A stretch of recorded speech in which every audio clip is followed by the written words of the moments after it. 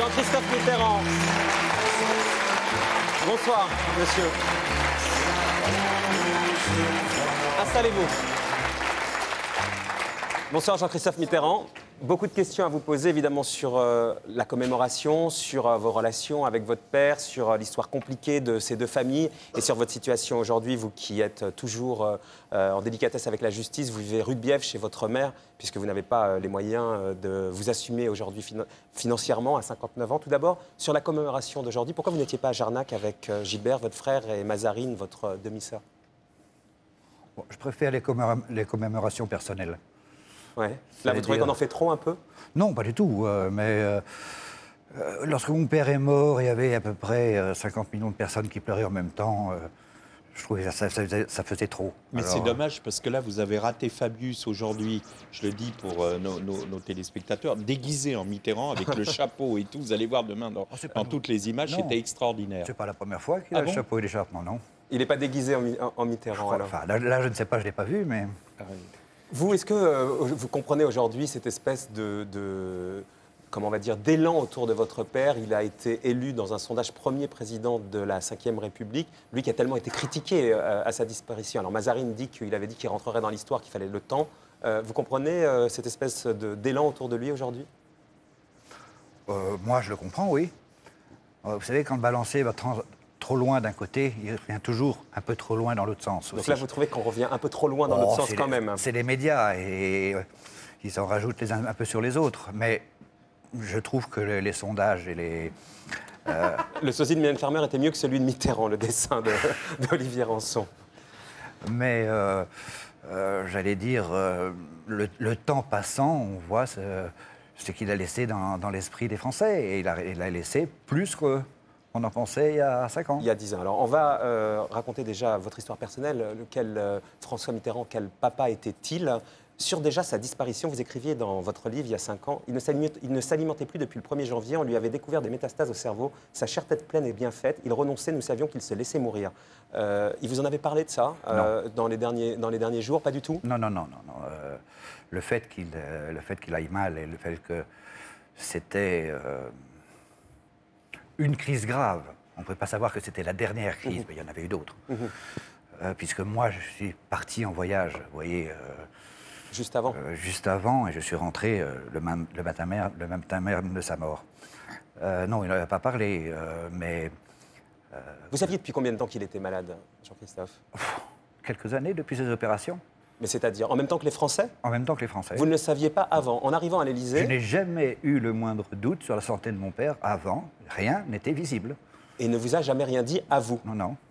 Mazarine, que j'ai interviewée cette semaine à la radio, elle me disait qu'elle le savait avant, que ses parents l'ont mis au courant quand elle avait 13-14 ans. Écoutez, 13-14 ans, si vous remettez dans les dates, c'est à peu près au même moment où on l'a appris, nous, mais on ne l'a pas appris avant longtemps. Quel genre de relation vous aviez avec votre père? Dans votre livre de mémoire, c'est très touchant. Vous dites que juste avant de mourir, 3 jours avant de mourir, il se tenait et il vous a dit « Excuse-moi, je t'ai fait beaucoup de mal ».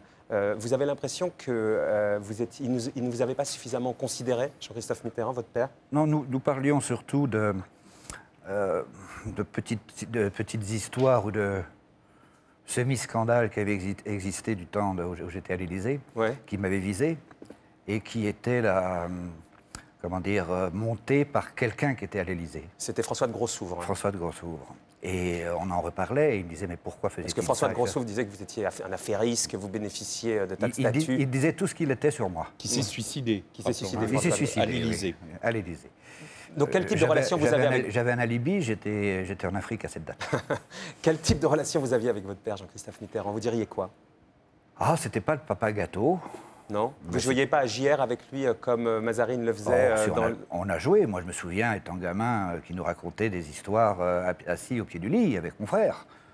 Donc, mais ce n'était pas le papa gâteau. Mais ce n'était pas le papa gâteau. Ce qu'il a été avec Mazarine. Est-ce que vous êtes envieux de la relation qu'il a avec Mazarine? Écoutez... Enfin, qu'il avait. J'allais dire, c'est difficile à dire, parce que je pourrais être le père de Mazarine. Ouais. Donc, les choses ont changé. Moi, je suis de la génération d'avant 68. Quand vous avez su qu'il avait une deuxième famille, vous le saviez quand? À quel moment vous avez compris qu'avec votre mère, on l'a su tout le temps. Il était un couple libre, on va dire, Jean-Christophe Mitterrand? Depuis le début, le jour de la naissance de Mazarine, Ma mère l'a appris, Dès le début. le jour de la naissance. Et vous le viviez comment? C'était une demi-sœur qui était quelque part, un non-dit dans la famille, et sans autre problème. Ceci dit, ça aurait été plus classe qu'elle l'apprenne le jour de la conception, enfin, ou le lendemain en tout cas, vous voyez ce que je veux dire, plutôt que le jour de la naissance. Parce que là, il pouvait difficilement faire autrement, enfin, j'imagine. Non, il ne l'a pas appris par mon père. Ah oui. Votre père, il vivait avec la maman de Mazarine. Non. Le soir, c'est ce que raconte, Non, non. c'est ce que raconte Mazarine. Elle dit que tous les soirs, son père rentrait, Bah, écoutez, l'abordait. c'est curieux, Elle le disait tout à l'heure encore chez Claire Il avait, Chazal. il avait le surnom de tonton, mais aussi de Dieu, alors il devait être dans 2 endroits en même temps. Vous voulez Parce que dire moi, qu'il je était le en voyais fait à la maison très souvent. Vous voulez dire qu'il était rue de Bièvre, hein? Oh bah, C'est Véronique, gentil. toujours, Parce que- qui vient en Non, mais aide c'est aux parce gens en que difficulté. Ça me fait de la peine parce que c'est l'émotion, on sent qu'il est, voilà, donc il est en nous et ça me fait mal au cœur. Et comme il ne peut pas le voir, voilà. Jean-Christophe, ça veut dire que, par exemple, rue Frédéric Leplay, où votre père est parti, Oui. c'était l'appartement qu'il partageait avec la Non, famille. non. C'était- Mazarine et sa mère avaient un appartement, je ne sais plus où, rue Jacob, je crois, ou quelque chose comme ça. Mon père avait pris cet appartement que l'État lui devait, enfin, c'est dans les traditions de la République. On a vu que quand il a quitté l'Élysée, il s'est installé rue Frédéric Leplay avec la famille Pinjot. La famille Pinjot avait son domicile. Mais ils Elle étaient- venait souvent, mais nous aussi. Bon, moi je n'allais pas coucher chez mon père. Vous étiez trop âgé pour Voilà. Mazarine allait y faire ses devoirs. Elle était en âge 2. Bon. Moi, j'ai eu la chance de rencontrer... Enfin, j'ai eu la chance. J'ai fait la démarche de rencontrer Mazarine avant que ça en devienne une affaire de médias. Et Vous avez eu la démarche d'aller la voir. Vous avez dit à votre père, je veux rencontrer oui, ma demi-sœur. qu'on arrête ce non-dit, quoi. Il n'a Et- jamais eu une relation si proche de vous qu'à ce moment-là, vous racontiez, que d'un coup, il était préoccupé de cette rencontre. Il a Ben été... oui, il était préoccupé de cette rencontre. C'était... j'allais dire, je me mets bien à sa place. Ça fait un peu drôle. Aujourd'hui, quelle relation vous avez avec Mazarine? C'est elle aujourd'hui qui protège la mémoire de votre père. On sait c'est elle qui est très présente. Elle est très présente, oui, mais on a des relations malheureusement pas assez fréquentes. Mais bon, elle a sa vie, etc. Mais on a de bonnes relations, il n'y a aucun problème avec Mazarine. Et avec Anne Pinjot? Je la connais pas. Du tout. Non, je l'ai vue le jour des obsèques, c'est tout. Vous l'avez jamais rencontrée avant? Non. Le jour des obsèques, vous êtes Bah, je l'ai parti peut-être- en avion avec Je l'ai Gilles. peut-être rencontrée Mais vous ne saviez pas bien qui, avant. vous ne saviez pas non, qui elle était. je l'ai peut-être rencontrée avant mon père. Parce qu'elle faisait partie de la bande de Sgor qui avait mon âge. Et entre Anne Pinjot et votre mère, quelles sont les relations? Il n'y en a pas. Du tout. Dans l'avion qui, après, au moment de l'enterrement, vous êtes parti avec Gilbert et Mazarine dans un Oui. avion privé. Votre mère était avec Anne Pinjot dans l'autre avion. Oui. Vous avez beaucoup communiqué, les trois, vous aviez parlé, Mazarine le racontait. Bien sûr, oui. En revanche, entre les deux femmes de François Mitterrand, il n'y avait pas un mot. Je n'en sais rien, je n'étais Votre- pas là. votre mais mère, moi, elle vous l'a pas dit? Je ne les ai pas vus se parler. Du tout. Non. Il y a dans un livre là qui s'appelle Une famille au secret, qui est sorti cet automne, on lit que votre mère, elle avait du mal à supporter tout ça. À la mi-juillet, elle disparaît, c'est en 90. Ce sont les gardiens de l'Atché qui informent l'Élysée de la fugue de Madame Mitterrand. À 4 h du matin, les deux gendarmes en poste sont aperçus de la lumière et entendu du bruit dans sa cuisine de la bergerie. Daniel est là, fichu sur la tête, buvant son café avant de charger ses sacs dans la méhari. En voyant les deux hommes, la fugueuse se fâche tout rouge. Je vous préviens, vous n'avez pas intérêt à me suivre. Votre mère, à un moment donné, ça semblait être lourd pour elle, tout ça. Écoutez, Ariane Chemin, ces deux journalistes ont écrit ça. Moi, j'en ai pas été témoin et j'en ai jamais entendu parler avant de voir ce Mais livre. votre mère, Donc, vous avez bien senti si bah, c'était attendez, compliqué pour elle d'avoir à supporter cette vie-là aussi. N'importe quelle femme aurait du mal à supporter ça. Bon, elle l'a supporté avec beaucoup de courage et je crois que c'est quand même une immense preuve d'amour vis-à-vis de mon père. Vous en avez voulu à votre père à un moment donné d'avoir cette vie-là? Non, c'était pas. C'est pas le genre de la famille. C'est-à-dire qu'on juge pas. Du tout. Non. Guy? Non, d'abord deux choses. Vous disiez que votre papa était assez traditionnaliste, assez rigoureux, même dans votre éducation. Donc, est-ce que c'est en réaction que vous êtes laissé pousser cette espèce de truc derrière après sa mort? Un rebelle. Je vous raconterai pourquoi j'ai ça. C'est parce que depuis 5 ans, je suis embastillé en France et qu'à la Bastille, ils avaient tous les cheveux longs. Ah, c'est un symbole de Puisqu'aujourd'hui, rebelle. votre situation avec la justice, c'est quoi? Il y a un dossier donc, Je suis- dans l'affaire Falcon. Oui, mais je suis mis en examen une dizaine de fois pour 10 choses différentes, pour trafic d'armes, en complicité, excusez-moi, trafic d'armes quand même. Et tout ça dure depuis 5 ans.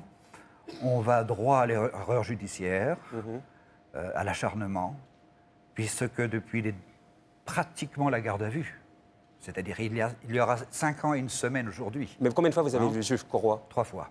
Juste 3 fois en 5 ans? 3 fois en 5 ans. Pas plus que ça? Non. Et il ne m'a jamais posé des questions sur le trafic d'armes, le trafic d'influence. Jamais. Il m'a seulement parlé argent.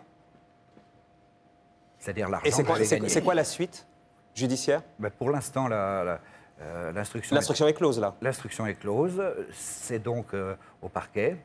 Le parquet rendra ses réquisitions demain ou dans 5 ans ou dans 10 ans, je ne sais, on Et ne pendant sait ce pas. temps-là, vous dites que vous êtes embastillé chez votre mère. Ouais, c'est-à-dire que comme j'ai un contrôle judiciaire qui est d'une dureté extraordinaire, je parlerai Là, vous pas venez de partir d'attention. au Maroc puisqu'on vous a C'est la rendu votre première passeport pour fois la que première. j'ai eu le droit, on a lâché un peu la laisse, j'ai eu le droit d'aller au vernissage qui se passait à Marrakech d'une exposition de peinture de ma compagne, Pour la première fois. pour la première fois. C'est curieux parce que j'avais Donc demandé mon rien que pour passeport. ça, vous auriez pu couper le symbole de l'embastillement, parce que là, il y a vraiment un décalage. Je suis Non, désolé de vous dire ça, mais j'ai le entre droit. le statut d'embastillé et puis un vernissage à Et- Marrakech, Et rendre son passeport le jour où on rentre et être de nouveau bloqué. je sais pas, j'ai J'ai- connu j'ai des été statuts obligé- plus durs pour J'ai des été obligé gens, de rendre mon passeport le jour de mon arrivée. Et mon passeport, c'est quoi? C'est mon outil de travail. Mais faut vous le irez savoir voir le aussi. spectacle de Jean-Marie Bigard. Ah ouais, ça, je l'ai souvent vu. Mais on m'enlève mon outil de travail. Puisque vous travaillez Depuis 5 ans, en Mauritanie. J'étais résident en Mauritanie et vous qui êtes journaliste, etc., vous avez besoin de voyager. À l'époque, j'étais journaliste. J'avais De besoin quoi de vous vivez voyager. mon aujourd'hui, passe- Jean-Christophe Mitterrand? Il y a des SMS qui passent, qui De demandent rien. ça. De rien. De, Enfin, ce que- c'est-à-dire de ma famille. de votre famille. Merci de votre témoignage, Jean-Christophe Mitterrand. Ça vous inspire quoi, Jean-Marie? Ah, moi, je veux pas foutre le bordel dans le carnaval. Enfin, eu égard à une personne qui est à côté de moi qui a perdu son papa. Je parle pas du papa. Moi, François Mitterrand, le président, j'ai jamais trop aimé pour un tas de raisons. Toute simple, son amitié avec Bousquet, qui n'était pas le plus grand résistant de la planète. Je n'ai jamais vu Bousquet à la maison et je connaissais la plupart de ses amis. Oui, mais enfin, il a. Non, jamais c'est vu. avéré, Jamais. quand Il même. n'est jamais venu à la maison. Par exemple, moi, les écoutes téléphoniques, je trouve que c'est pire que le Watergate et que n'importe qui aurait sauté à cette époque. Et j'applaudis la performance, en l'occurrence, de François Mitterrand, parce qu'il savait manier l'ambiguïté comme personne. Ça, c'est vrai, et c'est ce qu'on applaudit encore aujourd'hui. Et puis ensuite, Enfin, on applaudit autre chose, hein, la peine de mort. et ensuite de dire, je ne mentirai jamais sur mon état de santé. Et contre l'avis même de ses proches, je pense qu'il a fait un deuxième septennat. Donc, pour moi, pour toutes ces raisons-là, il y a une question d'ailleurs que j'aimerais bien vous poser, c'est que pourquoi est-ce que 10 ans après, ce qui prouve la force du personnage, 10 ans après, pourquoi est-ce qu'on ne laisse pas le docteur Gubler écrire un Ça y est, livre le livre, il est ressorti. hein. Il est ressorti, a eu l'autorisation de la justice. Ah, Le livre ça y est est, ressorti il est ressorti. il y a quelques Mais mois déjà. Pourquoi il y a eu un blocage? Le secret médical. Pour une simple raison. Le c'est secret qu'il y a médical, une 10 ans loi- après, c'est comme ça? Non, pas 10 ans après, le jour de la sortie. C'était 8 ans après. Non, Non, le non, jour de c'était la tout de sortie suite, Ouais, du livre, il y a eu une action en justice, un référé. ouais. C'était Pour quelques une jours après la mort de Pour une Mitterrand. simple raison et une seule Ah, c'était raison. quelques jours après. Ah oui, oui, Pour une d'accord. simple raison, c'est qu'un médecin personnel doit le secret médical. Pour François Ça Mitterrand, aurait comme été pour un tout le autre monde. médecin qui aurait écrit, personne n'aurait porté plainte. Merci Oui. Jean-Christophe Mitterrand. François Mitterrand, préface de Mazarine Pinjot.